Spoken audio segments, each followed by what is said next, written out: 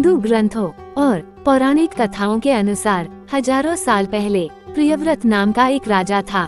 उनकी पत्नी का नाम मालिनी था। राजा और रानी की कोई संतान नहीं थी। राजा और रानी दोनों इस बात से दुखी रहते थे। दोनों संतान प्राप्ति के लिए दर दर भटक रहे थे। बाद में वे महर्षि कश्यप की शरण में गए और महर्षि कश्यप के कहे अनुसार राजा प्रियव्रत ने संतान प्राप्ति के लिए पुत्रेष्टि यज्ञ करवाया। राजा का ये यज्ञ सफल हुआ और रानी गर्भवती हुई। रानी ने 9 महीने बाद एक लड़के को जन्म दिया, लेकिन रानी को मरा हुआ बेटा पैदा हुआ। ये बात सुनकर राजा और रानी दोनों बहुत दुखी हुए और उन्होंने संतान प्राप्ति की आशा छोड़ दी। राजा प्रियव्रत तो इतने दुखी थे कि उन्होंने आत्महत्या करने का मन बना लिया, लेकिन जैसे ही वो खुद को मारने के लिए आगे बढ़े, तभी छठी मैया प्रकट हुई और राजा को भली भांति समझाया। छठ पूजा की व्रत कथा कहती है कि छठी मैया ने राजा से कहा कि जो भी व्यक्ति मेरी सच्चे मन से पूजा करता है, मैं उन्हें पुत्र का सौभाग्य प्रदान करती हूँ। यदि तुम भी मेरी पूजा करोगे तो तुम्हें पुत्र रत्न की प्राप्ति होगी। राजा प्रियव्रत ने छठी मैया की बात मानी और कार्तिक शुक्ल की षष्ठी तिथि के दिन देवी षष्ठी की पूजा की और छठ पूजा की व्रत कथा सुनी। माता षष्ठी ने राजा और रानी को पुत्र प्राप्ति का वरदान दिया। इसके बाद राजा के घर में एक स्वस्थ सुंदर बालक ने जन्म लिया।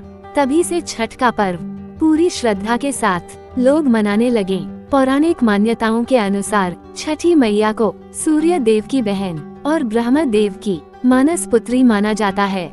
इनका नाम षष्ठी माता है, जिन्हें हम बोलचाल की भाषा में छठी मैया कहते हैं। छठ पूजा में सूर्य देव के साथ इस देवी का पूजन करते हैं। एक प्रकार से सूर्य देव और छठी मैया भाई बहन हुए।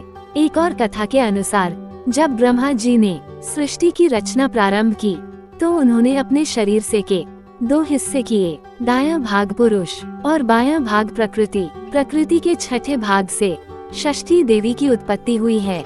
इनको देवसेना भी कहा जाता है। जो व्यक्ति षष्ठी देवी की पूजा करता है, उसके मन की मुराद अवश्य पूरी होती है। मार्कंडेय पुराण में इस बात का उल्लेख मिलता है कि सृष्टि की अधिष्ठात्री प्रकृति देवी ने अपने आप को 6 भागों में विभाजित किया है।